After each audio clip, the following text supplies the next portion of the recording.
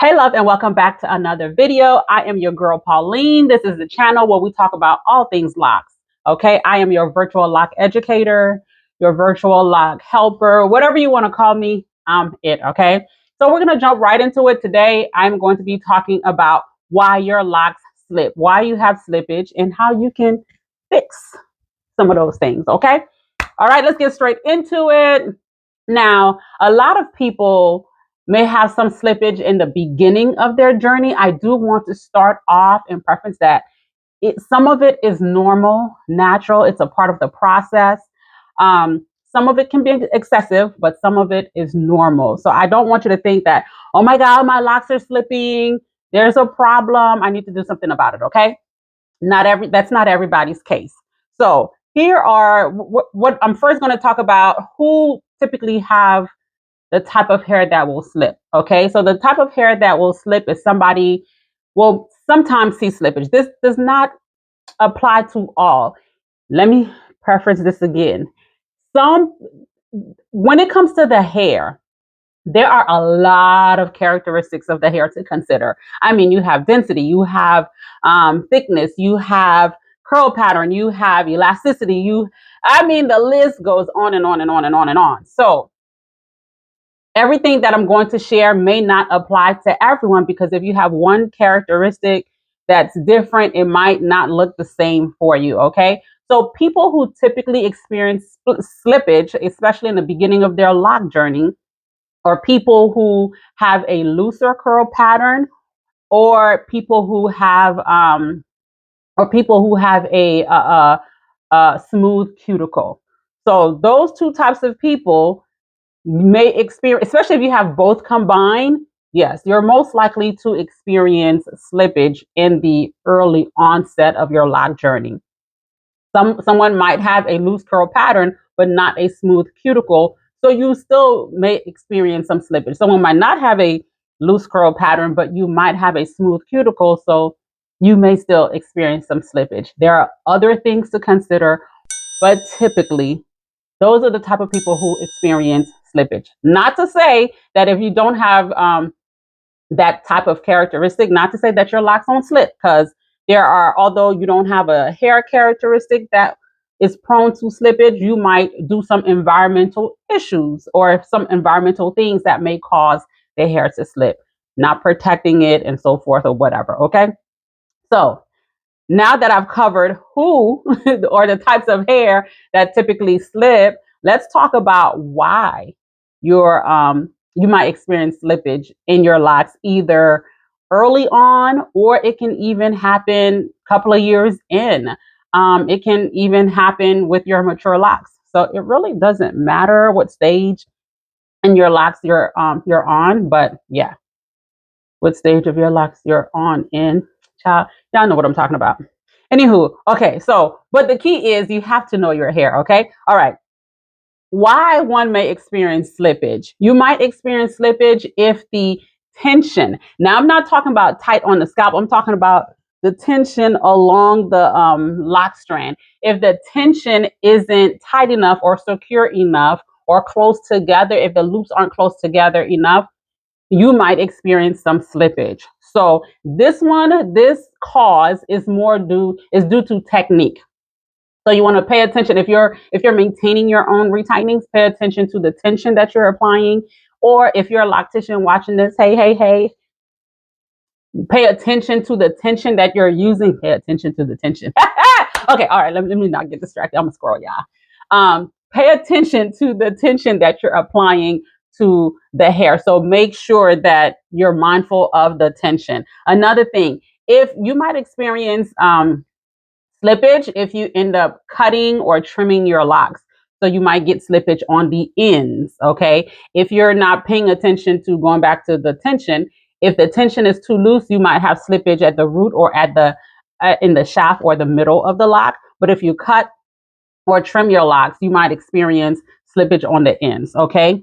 Color treatment is another reason why you might, I guess I can throw in chemical treatment, because some people might do some other stuff to their hair. I don't know what y'all be doing out there, because folks be experimenting. So color treatment or chemical treatment, that might cause slippage in your locks, because with color or chemical treatment, it loosens your curl pattern. So if you have your locks are in this pattern, right, and you go in color, it loosens the curl pattern. So therefore, it loosens the locking pattern, and so now you start seeing slippage or holes within your locks. So those are the things that can cause slippage in your lock. There are other reasons, like shampooing your locks without braiding and banding in the early stages. The things that I mentioned, cutting, color treatment, loose, this can happen even when your locks are mature, because that's when your locks are mature, that's when people want to cut, color,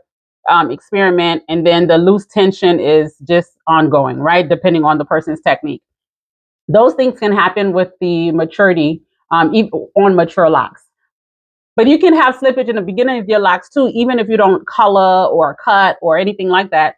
You can experience slippage. You can experience slippage if you're shampooing without braiding and banding, or bundling your hair and protecting it beforehand.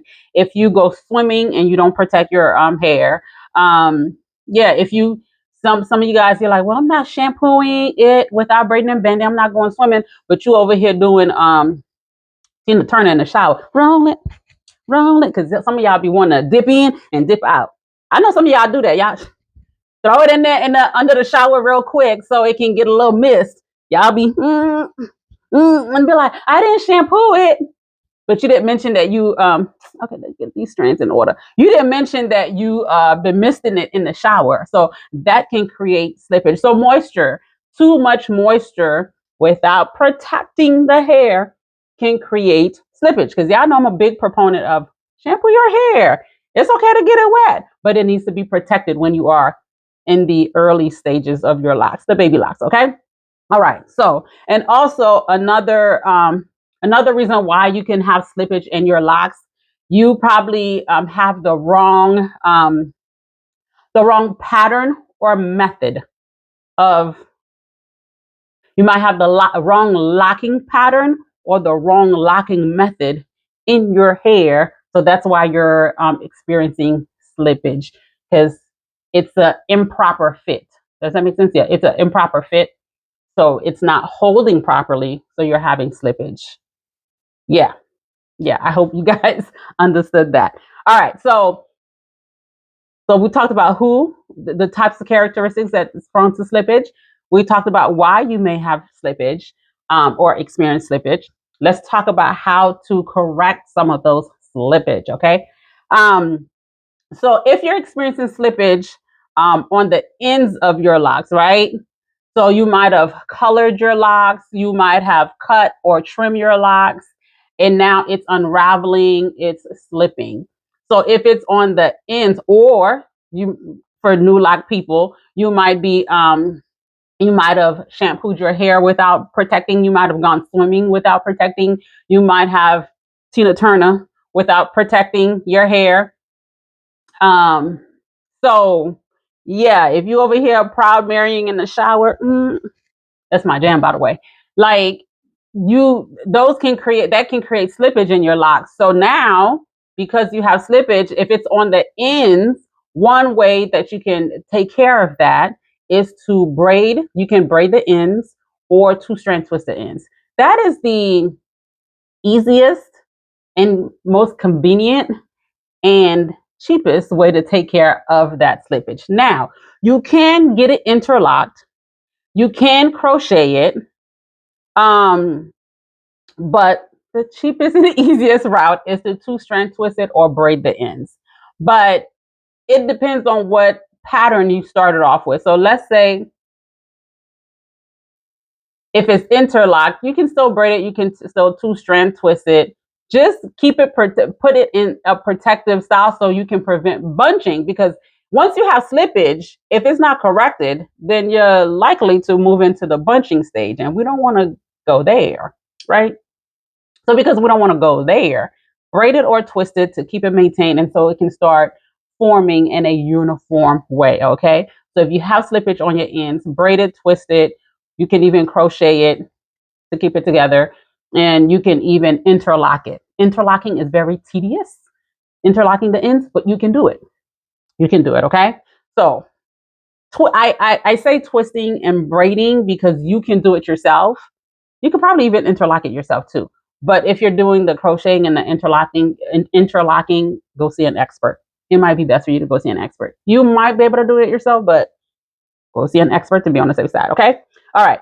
Middle slippage in the middle of your lock. So like right here, the shaft. If you're experiencing slippage in the middle of your lock, the best way to take care of that is to interlock the middle of the hair until that looseness or that hole or the openness is gone, right? You can also crochet, but crocheting works best when the hair, the strand is thick.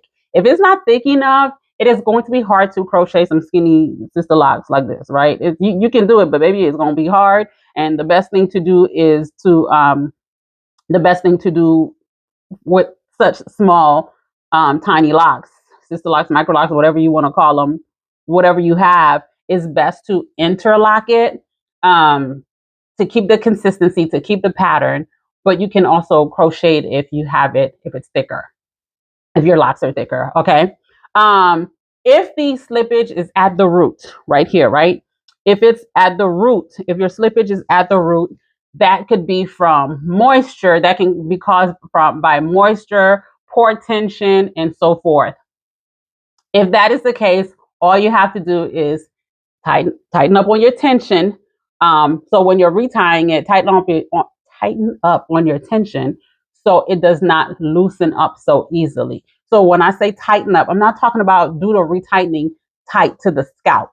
What I'm talking about is when you put the tool through, make sure you lift for tension so it can meet the next interlocking at the base, right? The next interlocking loop at the base. Once you put it through, pull up for tension, but don't pull it up where you're lifting the scalp. Don't pull it that far up. If you see the scalp raising, you are pulling it up too high. So just pull it up just good enough so it can meet the next connecting area and then interlock. Okay. So pull up for tension to help secure the uh, the lots. All right. So those are some ways that you can take care of slippage, address slippage if that is a concern that you have. If you are having slippage issues because it's the wrong interlocking pattern or the wrong locking method, and what I mean by wrong locking method is I know some folks talking about what you talking about wrong locking method.